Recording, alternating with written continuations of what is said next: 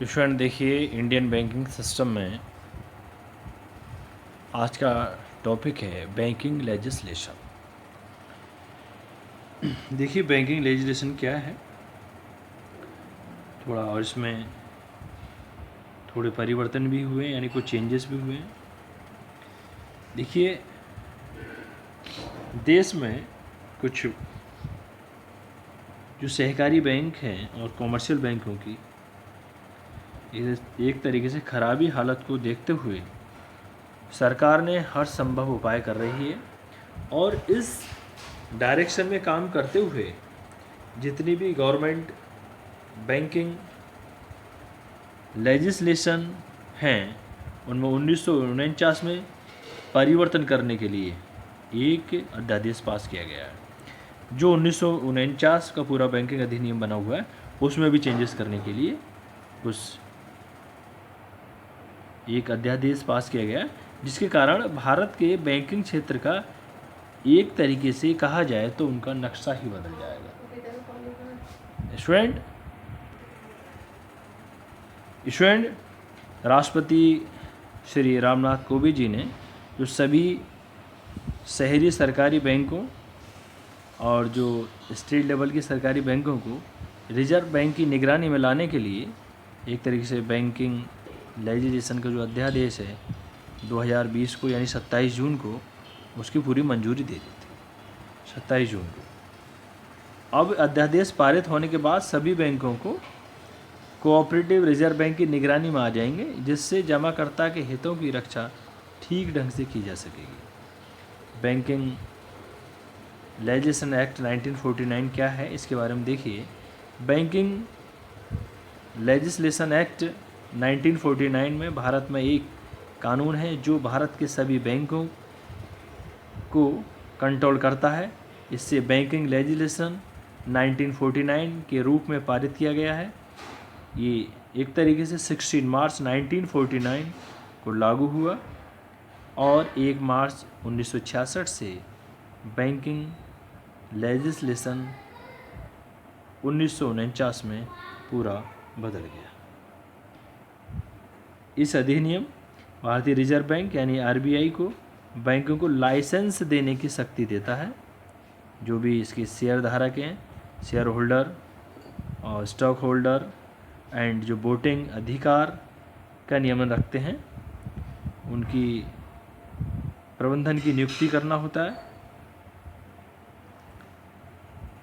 अब जो बैंकिंग अधिनियम 1949 है उसमें कुछ परिवर्तन किए गए हैं जो बैंकिंग लेजिस्लेशन 2020 के तहत किए गए हैं।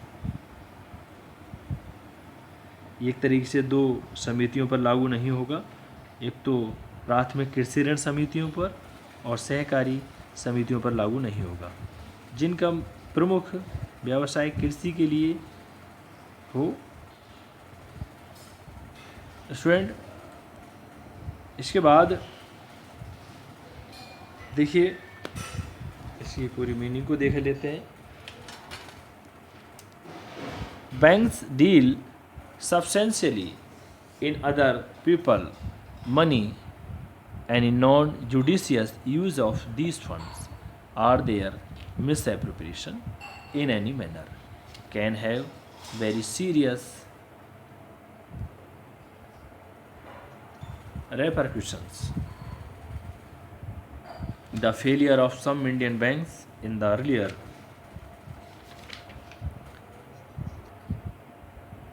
part of the 20th century, 87 banks during 1913, 1917 and another 373 banks during 1922 or 1932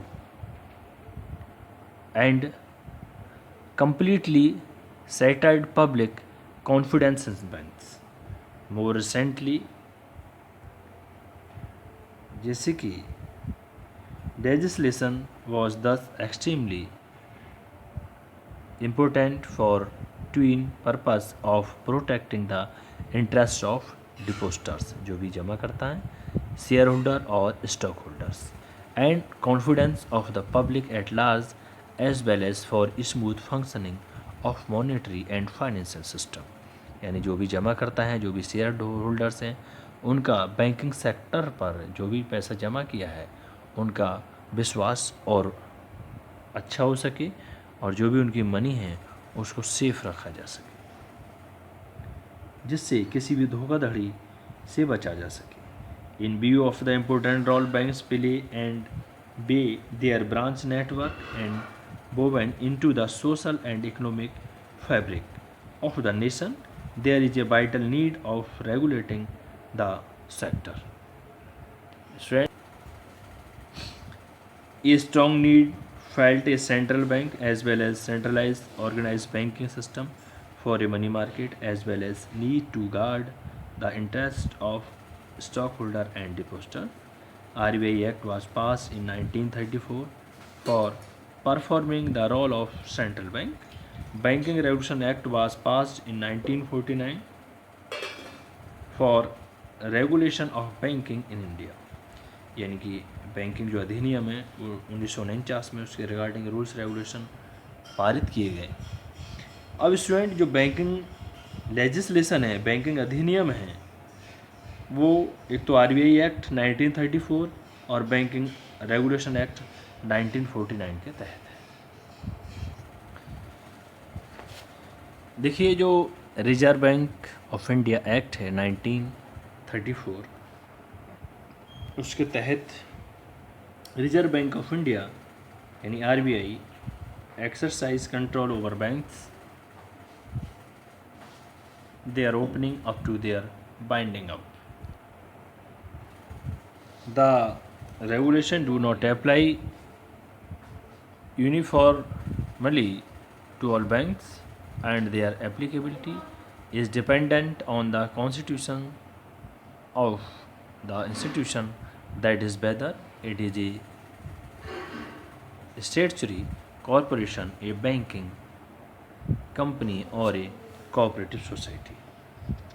The Reserve Bank of India Act 1934 does not directly deal with the regulation of the banking system but obligates the scheduled banks to keep reserve with the bank.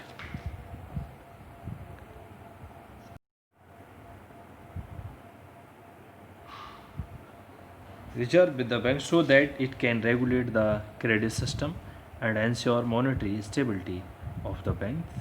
The Act provides for direct discount when a special occasion arises, making it necessary or expedient for the purpose of the regulating credit in the interest of trade, industry and agriculture. Student देखिए अब इसके कुछ schemes हैं। Scheme of the act, देखिए RBI act consist of 5 chapters and 5 schedule. A brief outlines of these chapters are discussed, followed by the summary of main provision act. जैसे preliminary, it gives a short title, extent and commencement as well as some definition. The act may be called the Reserve Bank of India Act 1934 and extends to the whole of India. It will come into force at once and remaining provision will come to force on such date and notified in the official gazette in India. Number 2, incorporation, capital management and business. It encompasses the establishment of incorporation of the bank, provision regarding share capital, offices, branches and agencies as well as the composition, function and meeting of its central board, local board as well as terms like disqualification, removal etc. of directors. Number 3, central banking functions. This chapter outlines banks' obligation and right to transact government business, right to issue bank note, their dominations from as well as reissue, recovery and issue of special bank notes. इसमें number 4 आता है Number 4, collection and furnishing of credit information. It means provision regarding the power of the bank to collect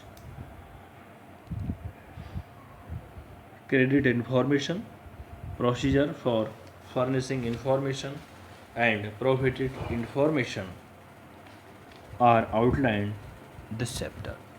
Number 5, provision relating to non-banking institutions receiving deposits and financial institutions.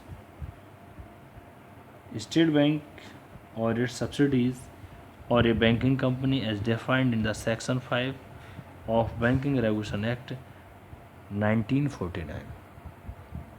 Number 6, prohibition of the acceptance of deposits by unincorporated bodies. This chapter specifies the deposits which are not to be accepted in certain cases and lays down power to issue such warrants.